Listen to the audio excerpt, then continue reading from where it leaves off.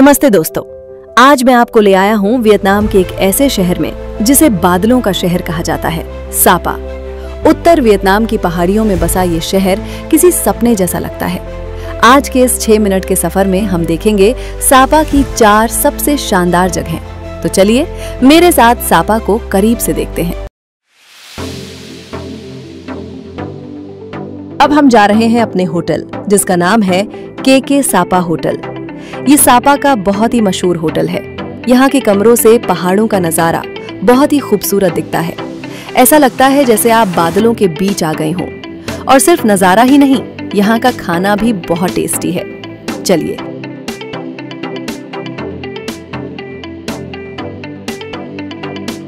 हमारा सबसे पहला पड़ाव है सन वर्ल्ड फोन्सिपान और इसकी शुरुआत होती है इस खूबसूरत सापा स्टेशन से। फोन्सिपान जाने के लिए हमें सबसे पहले सापा स्टेशन आना पड़ता है। यहाँ से हम लेंगे मुओंग हुआ फुनिक्यूलर ट्रेन, जो हमें पहाड़ों के बीच से होते हुए केबल कार स्टेशन तक ले जाएगी। ट्रेन की खिड़की से बाहर देखिए, मुओंग हुआ घाटी के ये नज़ारे वाकई जादुई हैं। चारों तरफ हरियाली और ये सीढ़ीदार खेत देखकर दिल खुश हो जाता है।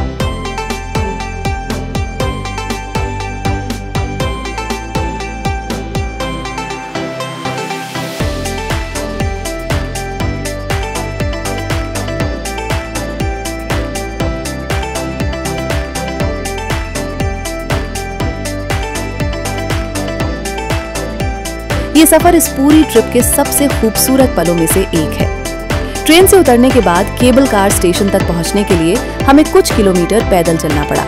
यहाँ की ताजी हवा में पैदल चलने का अपना ही मजा है।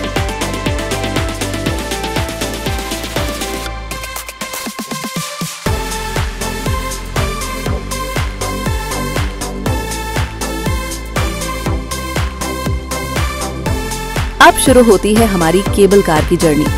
ये केबल कार हमें सीधे बादलों के पार उस विशाल और सुंदर बुद्ध मूर्ति की तरफ ले जा रही है।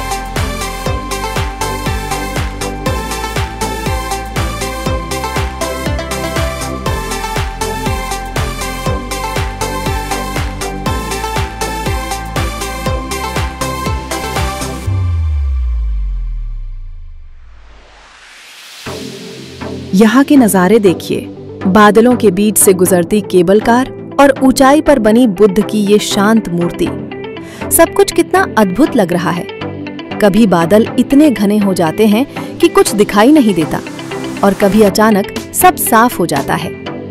आखिरकार हम पहुंच गए इंडो चाइना की सबसे ऊंची चोटी पर, 3143 मीटर। यहाँ अपना तिरंगा लहराना 3143 मीटर हमारे लिए बहुत गर्व का पल था।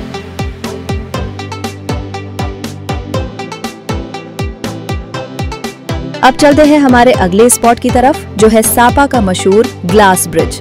इसे क्लाउड ड्रैगन स्काई वॉक भी कहते हैं। ये पूरा पुल कांच का बना है और जमीन से बहुत ज्यादा ऊंचाई पर है। जब आप इस पर चलते हैं और अपने पैरों के नीचे गहरी खाई देखते हैं तो थोड़ा डर भी लगता है और मजा भी आता है।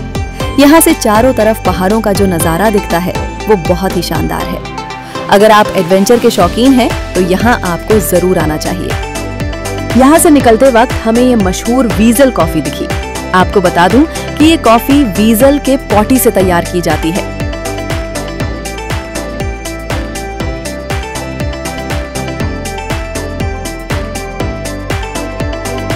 अब हम आ गए हैं ओक्यू हो हेवन गेट, जिसे स्वर्ग का द्वार भी कहा जाता है। ये वियतनाम के सबसे ऊंचे रास्तों में से एक है। यहाँ से नीचे बादलों और पहाड़ों का नजारा देखकर ऐसा लगता है जैसे हम सच में बादलों के ऊपर खड़े हों। इसके पास ही खूबसूरत फेरी वैली है, जो अपनी हरियाली और शांति के लिए जानी जाती है। यहाँ की ताजी हवा और सुकून आपकी सारी थकान मिटा देगा।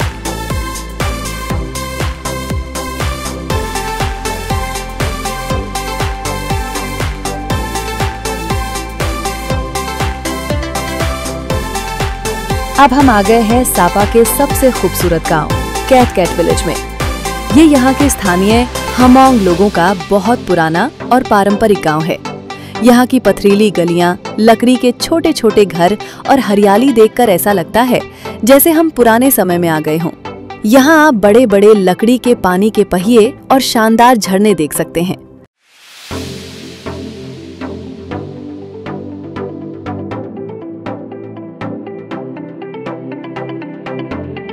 तो दोस्तों, सापा का ये व्लॉग बस यहीं तक था। उम्मीद है आपको ये सफर पसंद आया होगा। अब मिलते हैं हमारे अगले व्लॉग में एक नई जगह के साथ। आपके सपोर्ट और प्यार के लिए बहुत बहुत शुक्रिया।